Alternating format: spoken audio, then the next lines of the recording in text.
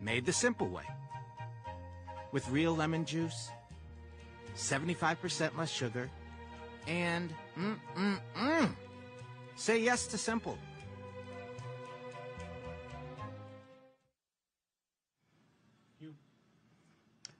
Hey folks, today is Friday, July 1st, 2022. Coming up on this special edition of our show on the Black Star Network, we are live from New Orleans and Essence Festival, of course, Coca-Cola. We're partnering with them for these special edition shows. Also, they are the presenting sponsor of Essence Fest. Man, we got a jam-packed couple hours for you folks. We've shot some amazing stuff. Of course, people are already in New Orleans, all around the city, at the restaurants, walking the streets, convention center, the Essence Eats, had gone all different sessions. Last night, we caught up with Congressman Troy Carter. They always have the opening party, Generation Hall, so we will hear from him. Also, we'll hear from McDonald's folks and their Future 22, including one of the youngest black female stockbroker. We talk about her history, but also she gives one of my staffers, schools him on crypto, on how it's not a good investment. Also, we'll talk with McDonald's official who's trying to get more African Americans to be owners of franchises. Plus, we stopped by the Coca-Cola kitchen at Essence Eats with my man Chef Kwame, and they had a culinary contest, and man, y'all, I had some fantastic food, including this braised short rib. It was supreme, and so we'll show you some of that as well. Plus, what it's like when I got off the Roland and ran, and just door opens, and who's standing right there? Chef! And so we caught up with my man Richard Roundtree as well. Plus, EPA Administrator Michael Regan, Quentin James. He's a co-founder of Collective PAC. What they're doing to elect more African Americans to office. We'll show you the Black Women's Roundtable, the panel that they had. Folks, it's all kind of stuff we've been out here covering. And so we've got the best coverage of Essence Fest right here on the Black Star Network. It's time to bring the funk. Let's go! Whatever the biz, he's on it. Whatever it is, he's got the scoop, the fact, the find. And when it breaks, he's right on time and it's rolling. Best believe he's knowing. Putting it down from sports to news to politics. With entertainment just for kicks, he's rolling. It's on go, y'all. It's Roland Martin, Rolling with Roland now. He's funky, he's fresh, he's real, the best, you know he's Roland Martin now.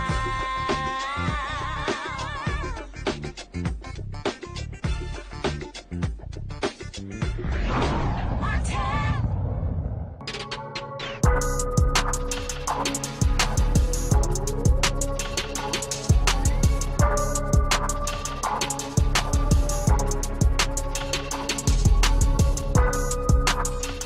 All right, fam, what's up? Roland Martin here. I'm in New Orleans. We've been here since Monday, getting prepared for this very moment. Essence Festival began last night here. Kevin Hart performed at the Smoothie King Center, and already folks have been coming into town. Even with all the rain that's been happening here, a lot of excitement, people hitting the streets, restaurants, walking the streets, going to the convention center, going to all the different sessions. Things have really been taken off. Our cameras have been all over the place. Folks, I've got multiple crews doing social media posts. We've been shooting events and live streaming. If you miss a lot of that, simply go to the Black Star Network app. You can see what we streamed earlier today from Essence Festival. We're going to be covering stuff today, tomorrow, Sunday as well, so you don't want to miss it. And so we got lots of stuff to show you. And so let's kick this thing off. We talked to Congressman Troy Carter. He, of course, is the member of Congress, the only African-American in the Louisiana delegation. We dropped by this massive party that is held every single year at Generation Hall. He, of course, in the past, Congressman Cedric Richmond had a party. I ran into some friends. That's my girl Christine Granville out of Atlanta. And so so many people we saw last night at the party, had a fantastic time. Y'all know I had to go ahead and get it in on the stage. We were dancing, having a good time. But we did, it's called a party with a purpose. And so we did talk a little purpose with a man, Congressman Troy Carter. And so we talked about politics, we talked about economics, we talked about the importance of this festival. We also had a little conversation about the power of black love. Here is my conversation with the Congressman. I understand. Always good to be with you. Indeed. Well, I see you folks getting here early this year. Oh, yeah. You know, people have been so waiting on the moment to get back to Essence, to get back to New Orleans. And after 2 years hiatus, you can see people are very happy. Very glad to see you, brother. Always good to be with you. Folk out having a good time, enjoying Essence, good, clean, fun, partying with a purpose. A party, but yes, a party that talks about what we need to do to lift up our people, to fight against the evils that's going on with the Supreme Court, to fight against those efforts to turn back the clock. It's a good time. And one of those evils, I mean, the way it should be going down, you should be having a second black colleague after November, and what the Supreme Court did was truly foul. Absolutely. Listen, math is math. You can split, dice this any way you want. We've got 6 members of Congress, and we are 1/3 of the state. Should be 2 members. There should be 2 black members. 2 black members in the United States Congress from Louisiana. And unfortunately, this Supreme Court has dealt us yet another dirty hand, and we're going to continue to fight. And what I tell people all the time is, don't let this lull you to sleep. Let this energize you to come out, to vote, to push. The more they try to move the ball, the more they try to take away our rights, the more we have to fight. The more we have to get to the ballot box, because elections have consequences, and we're seeing them manifest themselves right now. Well, one of the things that I was just the other day, Gary Chambers I think it was doing a radio interview, and he said that New Orleans, Monroe, and I think one other city, literally the black turnout was from 20 to 36%. And what I've been saying is, in these places where our folks are, we've got to get that number to 50, 55, 60. We do that, we can run elections. And so what is it going to take to get, again, that black number above 50%? Let me tell you, I think the Supreme Court action on stripping the rights of women, their reproductive freedoms, and the right to choose is going to backfire, and it's going to mobilize people to come out and vote like never before. When you hear Senator Cornyn from Texas who says we should revisit Brown v. Board of Education, we should revisit Plessy versus Ferguson, the separate but equal doctrine, man, if that doesn't get your attention, nothing does. We need to energize and come out, and I believe come November, you're going to see a turnout like we've never seen before. We have to stay angry. We have to stay hungry. We have to stay laser focused on making sure we did what Georgia did. Right. We picked up 2 Senate seats that we weren't supposed to get. Now we've got to go after those who don't understand the basic decency of serving people. Get them up or get them out.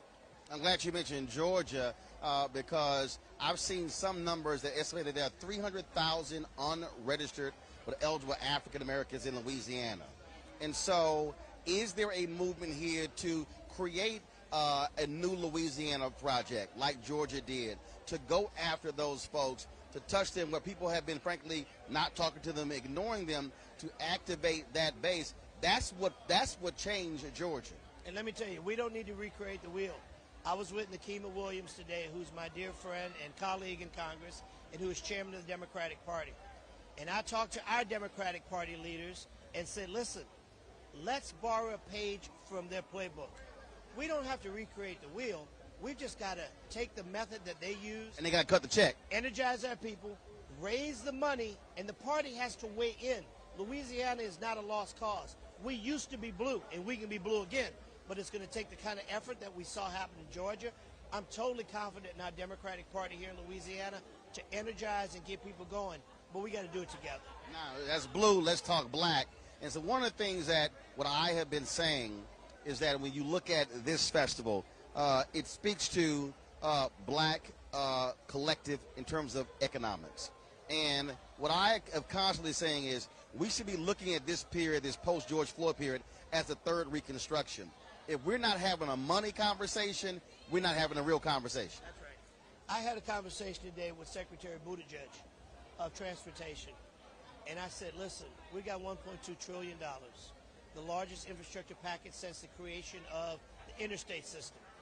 Now, how do we take that and utilize and make sure that we have African Americans that are part of the mainstream and making some money. Being a part of design, road build, the whole 9 yards. We're getting there, and we got to keep pushing, because the last thing we can afford to have happen is we have the largest infrastructure bill passed and black folk not have an opportunity to partake. We've missed the boat if that happens. We're not going to let that happen. And that's the thing with us getting 1.67% of all federal contracts. And my deal is, look, we moved that to 3 to 5 to 10. All of a sudden, you go now from $9 billion annually to $56 billion annually. I'm like, that changes our community and changes black-owned businesses. That is the kind of life-changing opportunities this infrastructure bill, Build Back Better, and all of the other efforts that the Biden administration is pushing and this Democratic caucus is pushing. Because it's not about a stimulus that's a one-time pop. It's about the life-changing opportunities through education, economic development opportunities. That's what changes things. So I'm going to ask this question here that speaks to this festival. In your own words, explain what black love feels like when folks are here, whether it's a party, whether at the festival, in this city, in the restaurants, and just what does that feel like, black love? It's an unconditional, unexplainable, from the heart, deep, the essence of love. When you look at all of these beautiful people that are here, that come from all over the world to enjoy the music, the culture, the food, and the party with a purpose. It's like when we had the Million Man March years ago. When people came together and there was a sense of belonging, a sense of love. We got to keep tapping into that. And as I say to our brothers and sisters, we've got to learn to talk more to each other and less about each other. We've got to commit ourselves to a new us. Fight to uplift each other. Put down the guns. Put down the drugs. Let's love each other the way it's supposed to be. The way we did at Grandma's house on Sundays. That's where we are. Well, for me, it was grandmother and grandfather's house. There you go, brother. I appreciate it. Bless Thanks you, a bunch. always, I man. We love appreciate you, it. brother. Thank you. All right, folks, got to go to a break. When we come back, we will show you what happened at the National Herbalese Gumbo Awards. Also, we'll have for you folks Kiki Palmer.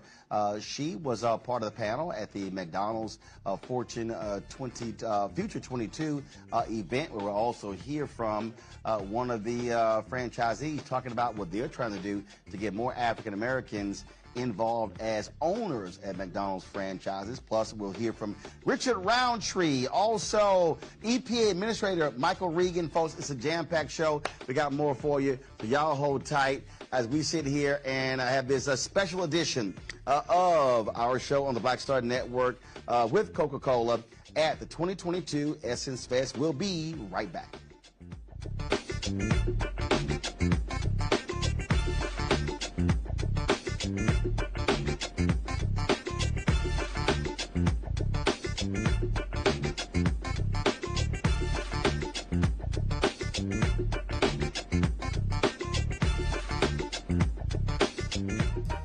Made the simple way. With real lemon juice, 75% less sugar, and say yes to simple.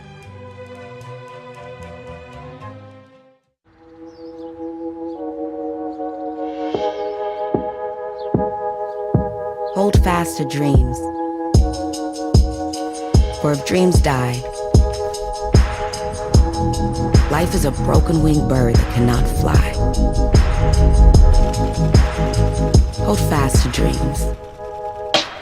For when dreams go, life is a barren field, frozen with snow. Lots of oranges. Half the sugar. 1,000% delicious. That's simple math. Say yes to simple. It's time to be smart.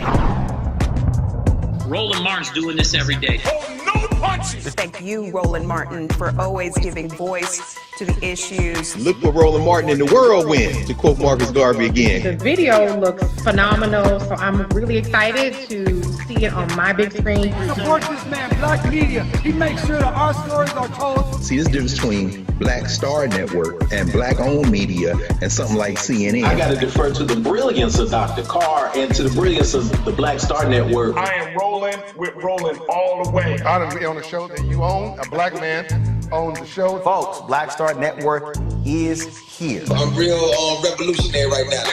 Roland was amazing on there. Stay black. I love y'all. I can't commend you enough about this platform that you've created for us to be able to share who we are, what we're doing in the world, and the impact that we're having. Let's be smart. Bring your eyeballs home. You can't be black-owned media and be scared. You dig?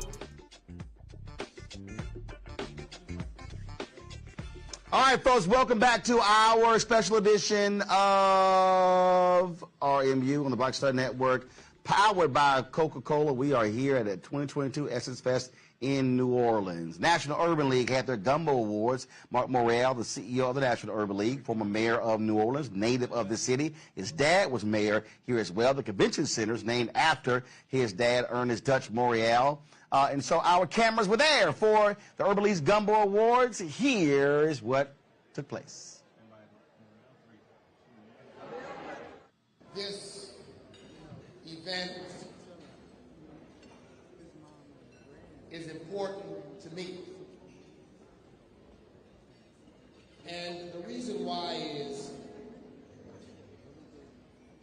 there are so many people who've contributed greatly to the growth, the development, and the progress of this community, who do not and have not gotten just and due recognition. And as Judy said, we need to recognize people while they can experience that recognition. And as I reflect as a member of what I like to call the Joshua Oliver generation, there are also many who before us pioneered, paved the way, knocked down barriers, opened doors, helped out, issued tough love, all along the way that has helped so many of us do what we do and make our contributions to public service. So I want to apologize in advance that this list of honorees is not complete, because there are, Don Hubbard, some others in the room and some others who are not here who we may have unintentionally forgotten, but that's just a reason to do this again next year. To recognize those that have not been recognized. So I want to begin today by asking a few people to come up and share some thoughts. $28,000 1 or 2 bedroom to what it is now, to accommodate me, my older sister, my younger sister, my mom, and whoever else would stop by. It was from my dad I learned how to walk with and be among community in everything you do, not just in your personal life, but in your professional life as well. And I'm just so glad to be home in this gathering, seeing people I haven't seen in so long. Now, I want to say a quick word about Mark.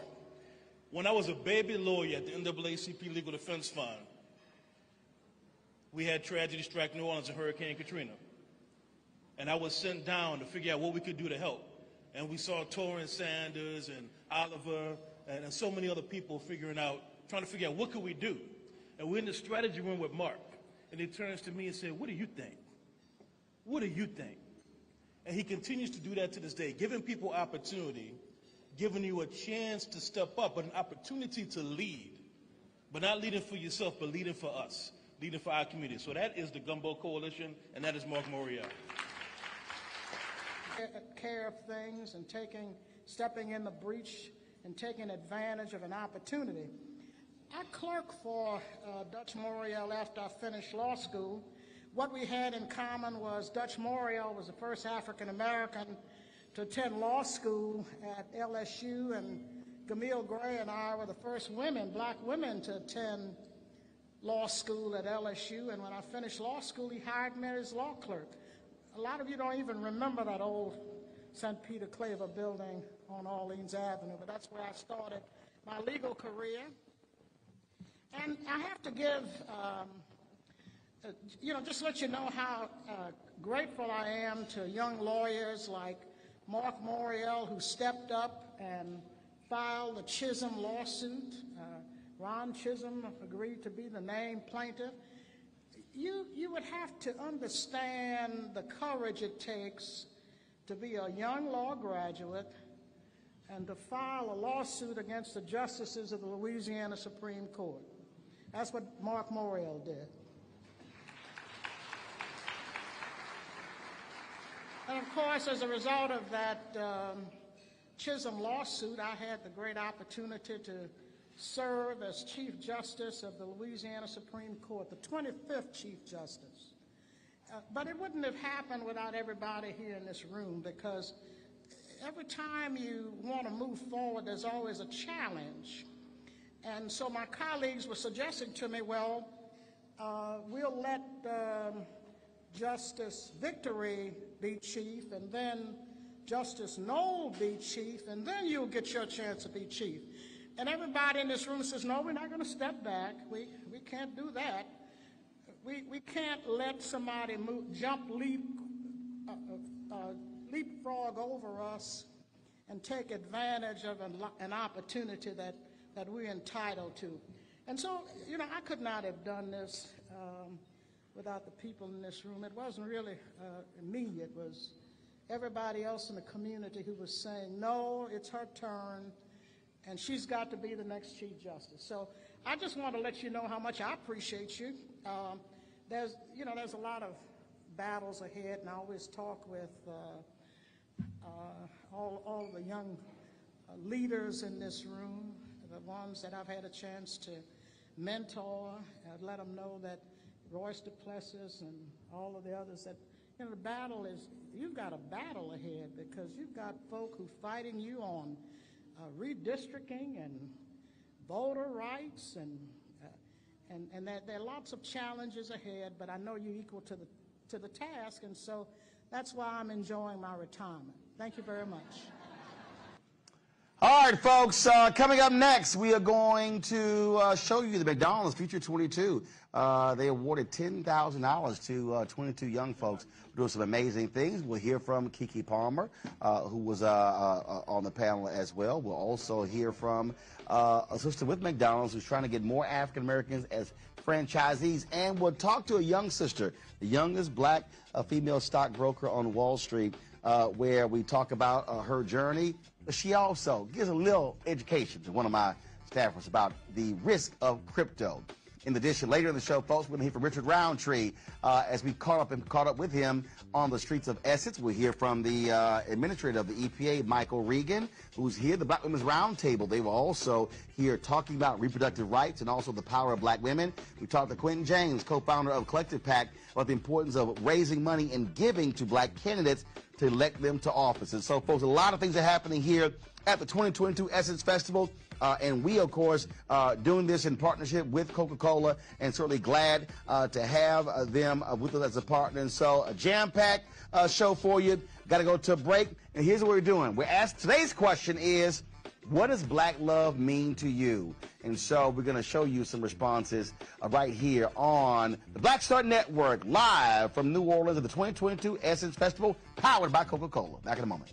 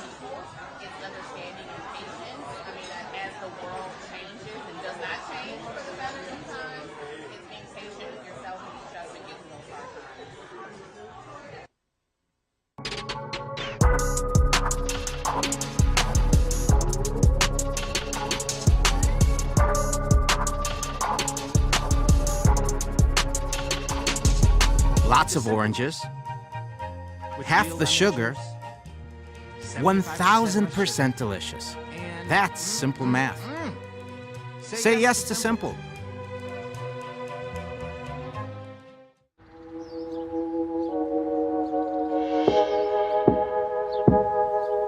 Hold fast to dreams. For if dreams die, life is a broken-winged bird that cannot fly. Hold fast to dreams. For when dreams go, life is a barren field, frozen with snow. Made the simple way. With real lemon juice, 75% less sugar, and say yes to simple.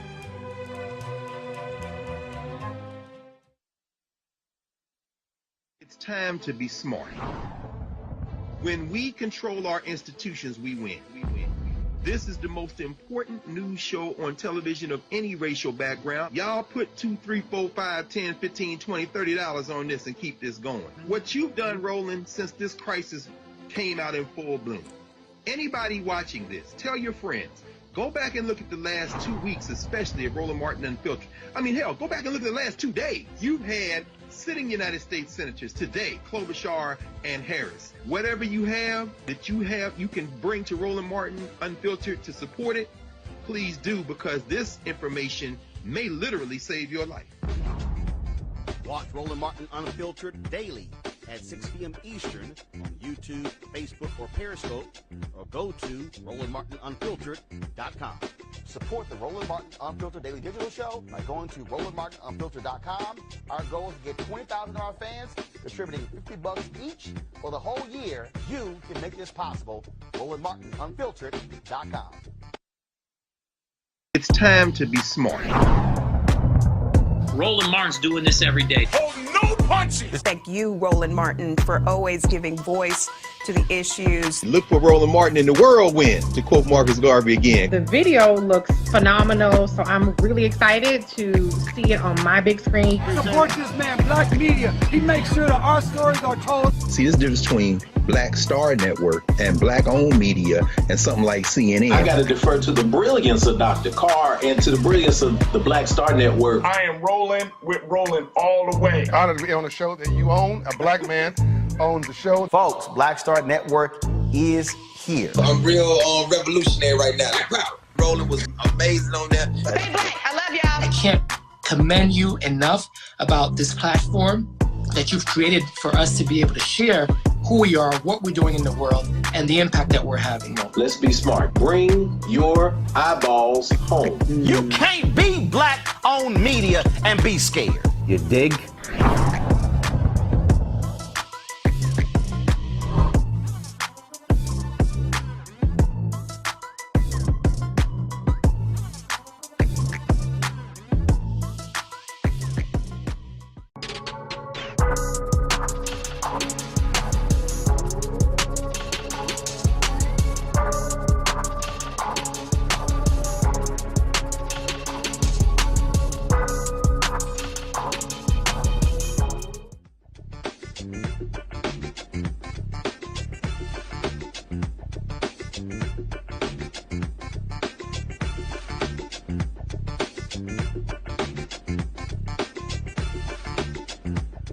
Welcome back to our Essence Fest show on the Black Star Network, powered by Coca-Cola. We dropped by the McDonald's Future 22 luncheon today, where they honored 22 young people who are doing amazing things, who are game changers, even awarding them $10,000 each. There was a panel discussion, and Keke Palmer, she was on it, so we got a chance to see Keke. We live streamed that event, so if y'all want to see the whole program, go to the Black Star Network app to check it out. But here's some of what Keke had to say.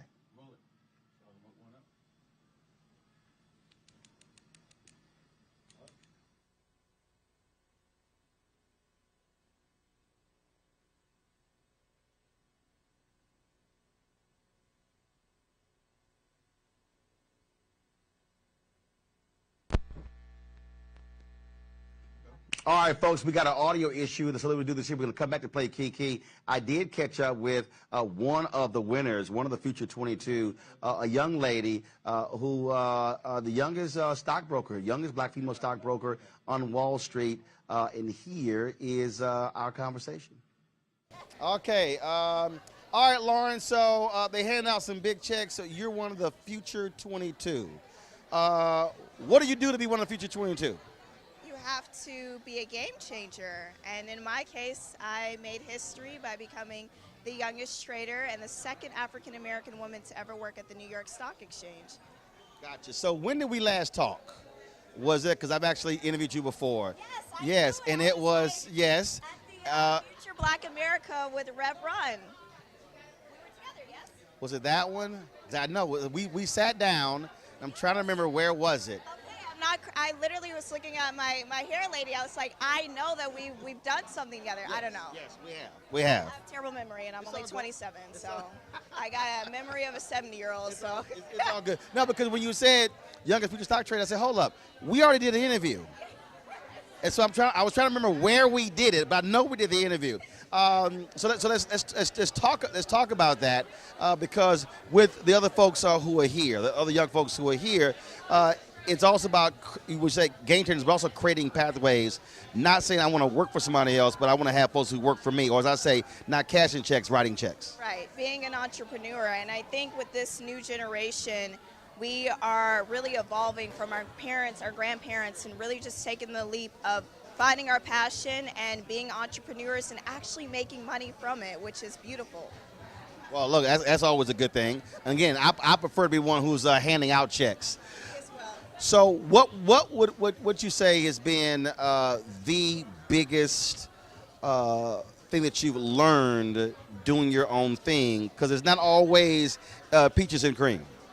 No. Being from Georgia, I threw a little peach in there, as you see. I saw that. I love that. Thank you for that. The biggest thing I've learned is how much people, whether they are intentional or not about it, will doubt you and will put fear in your mind and make you believe that you can't achieve what you have set out to do. And I'm a true believer that we individually know ourselves better than anyone else. So if you believe that you can do something, go out there and do it. Don't listen to the noise. Don't listen to the people. Make your dreams a reality. Where did it start for you to do this? Like, what was the idea? What was the seed that got planted when you said, oh, I can do that? You know, it's my family, honestly. My family is the most supportive, and I have a brother with a disability, and he has this most optimistic mindset, and if he could do anything, he would. And so for me, I felt like, what is my excuse? And so. But did you have a family history of who was working on Wall Street? You know, right. So what was it when you said, oh, I want to do that? What was that thing that sparked that? You know what? Nothing sparked that. I had a gentleman say to me, do you want to work at the New York Stock Exchange? And what were you doing at the time? I had just graduated, and I had studied genetics, and I said, hell yes. I don't know if I can say that. So you studied genetics, yes. And he says you want to work at the New York Stock Exchange. Yes. How do those two go together? It doesn't. It doesn't. He just figured, oh, you smart. Like, you majoring in genetics? Yeah, you smart as hell. You can figure this out. I don't know, but he definitely opened that opportunity, and I'm a big believer of opportunities, and take the opportunity and do what you will with that. And so I said yes. I did have a strong background in math, so there's a lot of correlation in that. And y'all know that ain't wrong. I can help you. I can count money. I can negotiate deals, but I hated math. Well, listen, I got you if you need it. I can help you budget, save, raise that credit score. What are we trying to do? But I don't even. Well, first of all, I pay for everything in cash, so I don't even need credit. I'm sorry. I'm saying. Everybody needs credit, even a business owner. For what? You need it. For what? To build. It helps build your capital. It helps to be leverage. I got the capital in the bank. Don't be silly. Don't be silly. Anyways. Math did drive me crazy. Yeah. I told my professors, I said, hey, look, I can count money. I can go make money, negotiate deals. I ain't using Pythagorean theorem for nothing. Calculus, no, and I think that's simple math at its finest is what you need for finance. And if you could do that, then you're fine. And I think people get intimidated about finance and being in the industry. because of the other things that we learn in school that just isn't applicable to your everyday life. Although I'm still not understanding crypto. It's still like, I actually like ones, fives. Don't invest in crypto. Thank you. Okay. Period. He on my team. He's a crypto fiend. No, absolutely not. Go ahead and talk to the camera. Don't invest in crypto. Get over here. Tell him why. Get over here. All right, y'all. So I'm having this conversation with Lauren, and then crypto comes up, and she's like, "Oh hell, no, I don't get involved in crypto." Well, Anthony Hampton, who works on the show, he is all into crypto, and so I said, "Why don't I two have a conversation about crypto?" Here that is. Here's the conversation. Stand right here. Tell him why not to invest in crypto. Lauren, do what you do. Crypto is a speculative asset. There is nothing backing it, and as of yesterday has dropped down to the lowest that it's ever dropped down. So everybody that's saying that crypto is a hedge against inflation, it's not. It's not. It's not a hedge against inflation right now. There's regulation that's being drawn up and discussed. So once it gets regulated, institutional investors will start investing. So if you get in early, the assets won't change. Okay, so at its lowest right now, I think it's a good time to get in, especially if you have money. You got to have money to do it, though. I wouldn't put my last dollar in, but if I have $1,000, I would definitely invest it in a crypto. Okay, so what I say to that is, yes, it's going to be regulated, but it's not going to be regulated under the SEC. It's going to be regulated under commodities and future trading. Futures that trade are not traded and backed on any kind of value. It's also considered speculative trading. So unless, and the difference for people that don't know what as like being regulated under the SEC, being regulated under the SEC means that you are a corporation, that you have to disclose your quarterly financials. You actually have money to give to your shareholders. All that is great, but do you go to the casino? I don't. Okay, maybe not you, but there's millions of people that go to the casino. There's millions of people that also play the lottery. Right. So and 99% of their money. But they don't lose 99% of their money. Wait, gambling? No, they don't. If Really? they lost 99% of their money, how would they afford the gas to get there? How would they? They're not losing 99% of their money. They're losing maybe 99% of the money that they're gambling with, but that's just the fun in it. So it's like, I have other ways. I have Roths. I have other ways that I invest my money. I have other companies as well. But if I want to be speculative about crypto, it's just a choice because everybody has a choice. So it's like, it could work, it couldn't work, but I'm not going to put people do DraftKings, everything. I mean, there's DraftKings, there's Caesars betting, like there's crypto. So you're telling the people that are listening to this interview to go out there and gamble? No, what I'm telling them is... He's not on the air, he behind the camera. Yeah, exactly. I'm not on the air. This is not financial advice at all. I'm just saying this is Anthony Hampton advice. So if you want to do crypto, do crypto. Like, okay. We good. All right, Anthony. All right, go back to work, Anthony. But yeah, I'm seriously. I've had people hit me up like, Roland, you should accept crypto for your Bring the Funk fan club. I said. But what I will say is that I don't believe in crypto. What I do believe is the blockchain technology, and I do believe that blockchain technology will be a disruptor in its space. Okay, so now me and you're gonna have to definitely talk later, because I've had people on my show. I still know what the hell they talking about with blockchain. It's a software. At its at the root, it's just software. Right. And the software and what it's going to be able to do, amazing. As far as blockchain, crypto, Ethereum, I don't know what we're already seeing that and all the money, honestly, that has been made in crypto has already been made. I know Anthony said like more institutional investors will go into it. Institutional investors are going to something else, right? Because we see this trend happening. They're going to put their money probably into NFTs, and then that's going to crash. And then to something else, metaverse, and then that's going to crash. So like So you ain't down with NFTs or metaverse? NFTs, no. The metaverse is still open because I'm not really sure what they're doing. They can't figure out what to do in this universe versus trying to figure out the metaverse.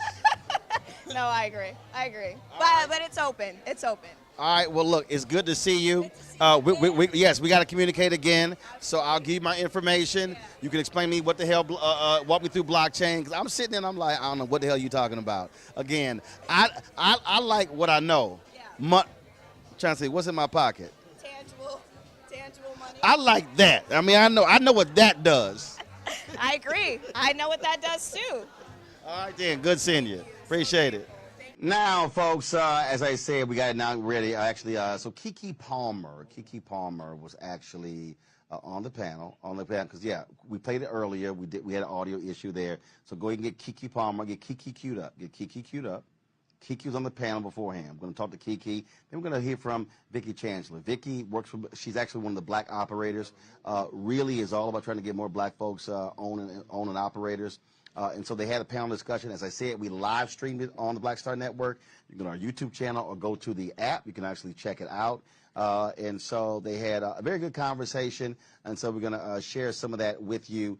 So Vicki Chancellor she's an owner-operator with McDonald's. And we got a chance to talk to her about the importance of African Americans owning their own franchises. Watch this. All right, Vicki, look, now I know because of all the stuff that I've done for the black McDonald's operators, what they do. But for people who really don't quite know the history, it's a long history of African Americans who are operators. But people don't also realize they're owners. Not just operators, they're owners of the franchises. We are definitely owners, and the difference between just being an owner and an operator, for us as owners, that means that we own our cash flow, we own the branding and the marketing and everything in our store, versus just being an operator where you go in and you run that store, but you really, when you sell it, you don't have anything to sell. As an operator, when we sell it, we own that cash flow and are able to hopefully become multi-millionaires. I've known a lot of operators when I was in Houston or Dallas, Chicago, D.C., and unlike, there's no dissing the other owner operators, but the black operators have really been critical players in philanthropy in many black communities across the country. Yes, we pride ourselves in giving back to our communities. And when you are a black operator, you know that you stood on the shoulders of somebody else. You know that when you lived in that community, it was that your minister or that black teacher or just that neighbor that made sure that you were on the straight and narrow. And as a community, we always had to look out for each other and make sure that we were helping the next person up. And obviously, what are you doing? What are the black operators doing to create that next generation of owner operators? I've met several. Many of them, their parents own stores. But for somebody out there who's looking to actually say, I want to be an entrepreneur, how do they get involved and say, hey, that might be a possibility to become McDonald's owner operator? So excellent question, and I'm glad you asked that. Because one of the things that we are looking for, McDonald's, is we are looking for, I will say, black, young people that would like to get in the McDonald's system. And actually, McDonald's just has started a $250 million fund that will be able to help people in diverse communities, and I say black because I'm black, but right. That would include Hispanics, right. That would include... My black show, we say black. Yes. With a capital B. Yes. So that means that if you have an interest, if you're out there now and you have that drive to be an entrepreneur and you want to build wealth for your family, I would ask you can give me a call, but you can also give Roland a call, and he will put you in touch with McDonald's. Okay. All right. We certainly appreciate it. Always good to see you. Roland, I want you to know that McDonald's has a great love for you. You have always stood by us, and we just like everything that you do. And we wish you much love and success. I appreciate it. Thanks so much. Thank you. All right. Thank you. Now, y'all know I always like dancing, see, and me and Keke Palmer got history when I was on the show that she did I think it was GMA3, Michael Strahan. It was a show that came on in the afternoon. And so I actually stopped by one day, and so they had the music going, and so we started doing the two-step. And so when she finished her session today, she came off. Of course, you know we had to have a little conversation. So here's me and Kiki cutting it up.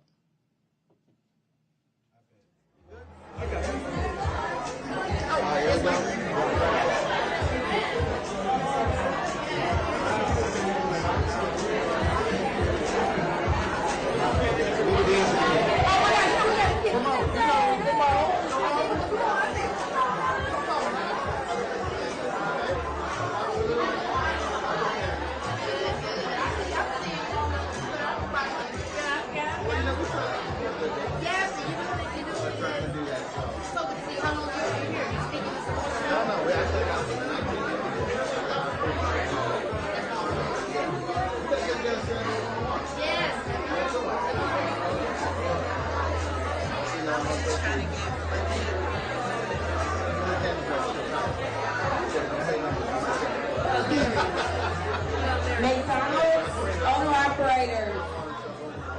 McDonald's owner-operators, please meet in the Carrollton room on the first floor. Carrollton room first.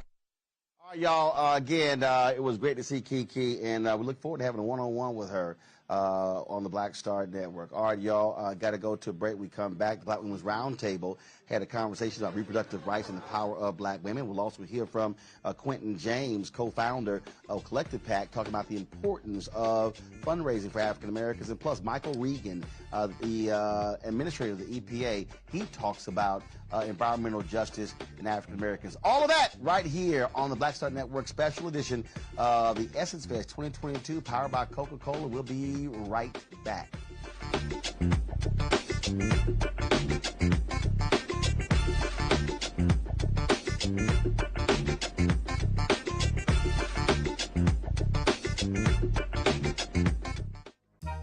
Made the simple way. With real lemon juice, 75% less sugar, and say yes to simple.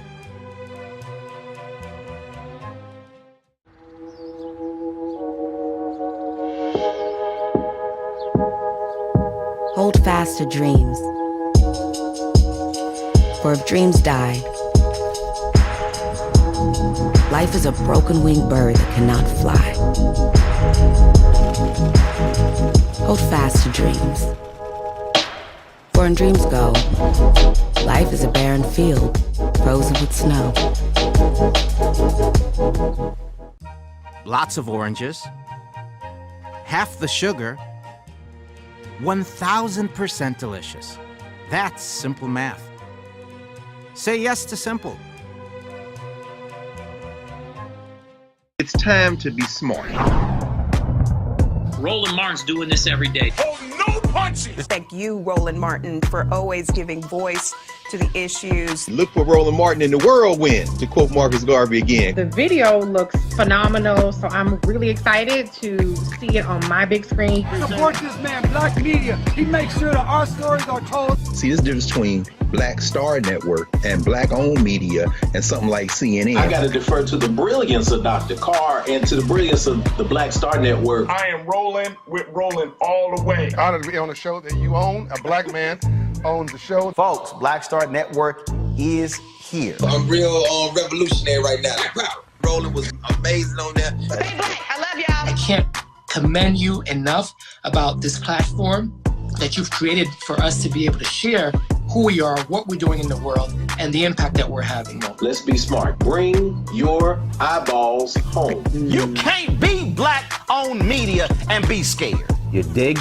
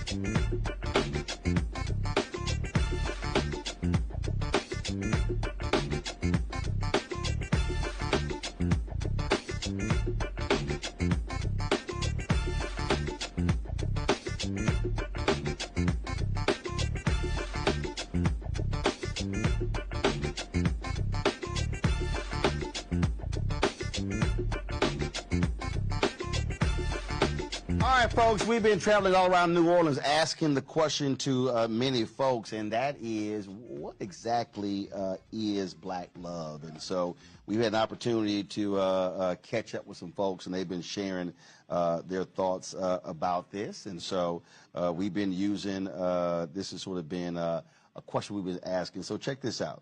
And black love for us is all about loyalty, friendship, family, showing, fighting, and if you fight, we still family, still get each other's backs, just, being there for each other. Yeah, absolutely.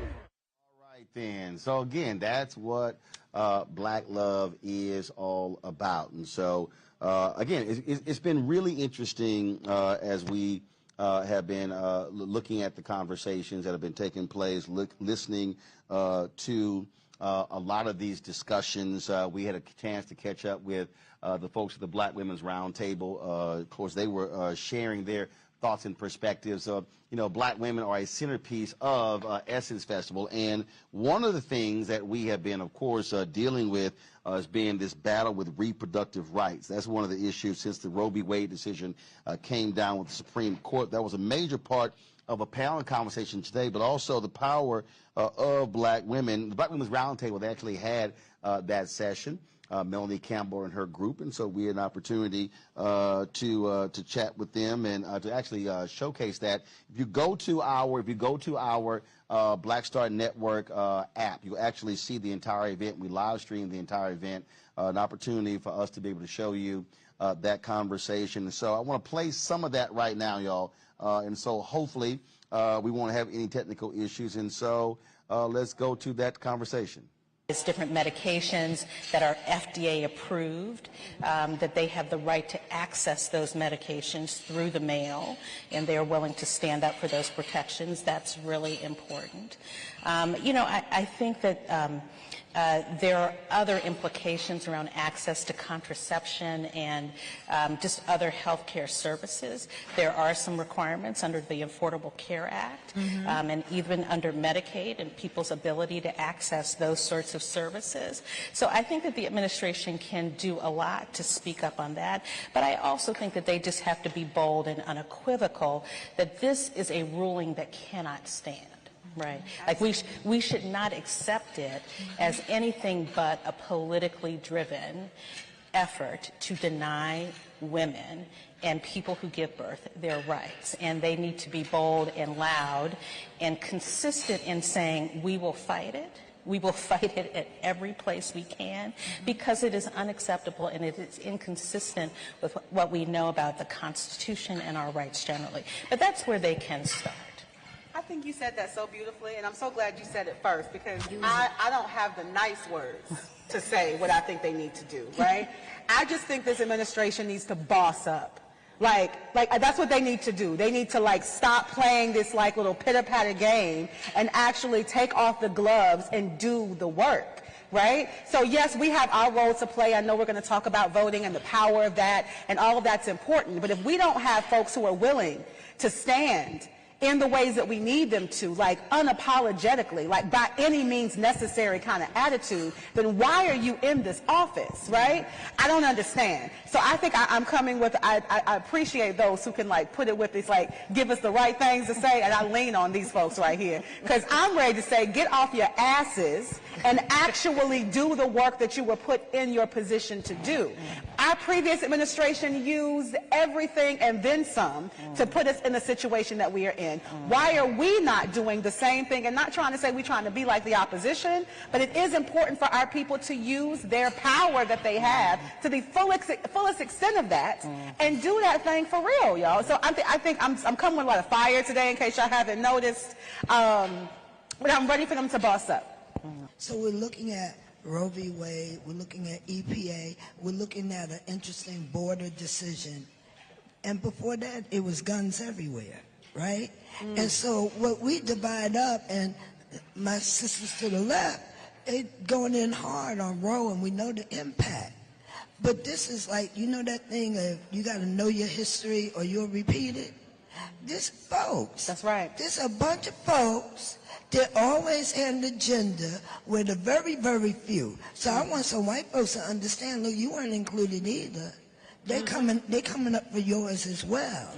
The folks on the plantation, there wasn't a whole lot of folks in the big house. It was just a little crew over there, and everybody else served them. So that was the plan. And now there's a movement to say, how can we, the few, control the rest? And everybody, so the only way that can happen is if some of us work on Roe, and some of us work on the environment, and some of us work on that, and we miss the bigger picture. And then the other thing is our numbers. They got black folks in the mindset that we like 13%. I travel.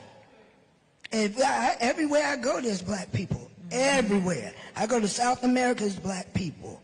I go to Africa, there's a lot more black people. I go to Europe, there's plenty of black folks. So the issue and what time it is, we have to understand that we got to make the leap forward. We can't do what we've done. And we have to set an agenda for these young people that enables them to reach for the future. We're going to hold it down.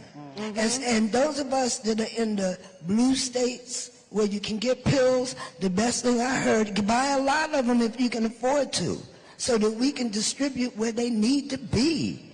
It's like, I am gangster.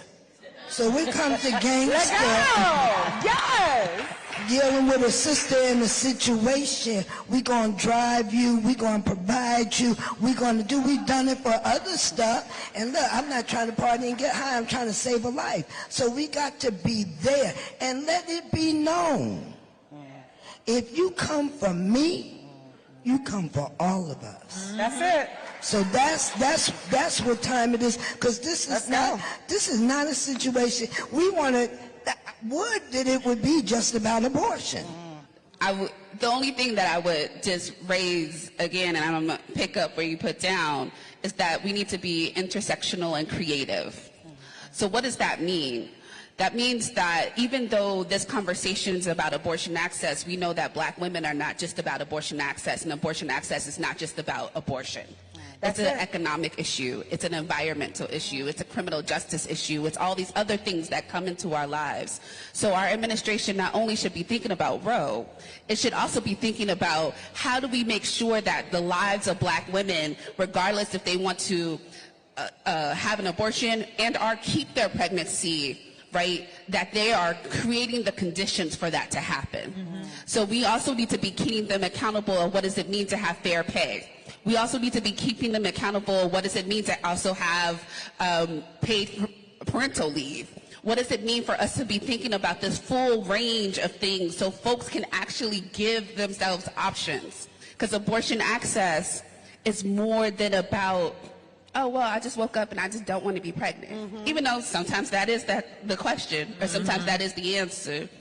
Abortion access is about all the pieces, because we know that most people who have abortions are already parents, right? We know that, so they are making, and most times they are making economical decisions. That's right. So how do we also address those issues as well? So when folks tell you that there is nothing to do because of the Congress and the way it's at, don't believe them. That's right. Tell them that there are many things that they can be doing around abortion access. There are many things that can be doing around reproductive and sexual health access. And it doesn't just stop at one piece of legislation or one court case. That's very important. But I'm hearing a common thread is tell Congress, which pivots me into where we're headed. We're headed to the midterm election. Yeah. Well, we vote folks in and we vote folks out. What should we be thinking about right now, also planning and preparing to do for the midterm to impact what's going on? And we vote at high numbers. We get out there, older black women, or more seasoned black women are one of the highest propensity voters in the country, right? But we need to also make sure that our vote is getting paid off after they get into office. So what do we also do after the voting? How are we holding them accountable? Are we asking them questions? What are you doing? How are you helping black folks? And then after, make sure that they are actually holding the folks accountable. We can be asking elected officials right now, where are your stance? on abortion access? Where is your stance on all these issues? Just because you came to my church doesn't mean that you got my back. So we need to be also having all of those conversations and having them answer to Black women in particular and Black birthing folks.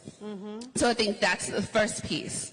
I think the second one, this is not normal times. So we can't be acting normally. So that means that we got to, again, think big and creative on how we are engaging with our people. So that means we might have to have roundtable discussions in our living rooms. We might have to have roundtable discussions in our bedrooms. We need to be making sure that all folks are aligned and having conversations. So you got cousin and them coming to the elections and coming to the polls with you and asking those same questions. So I'm so glad to know that I'm at the end of the stage with the not normal. Because see, so I sat in the right chair. Because while I'm working to get everybody that I can to vote, we have the opportunity to lift up things. We can say, oh, your choice is this. And we have a Reverend Warnock from Ebenezer that's articulate, educated, the examples. So it's like, you can go with this or you can go with that. I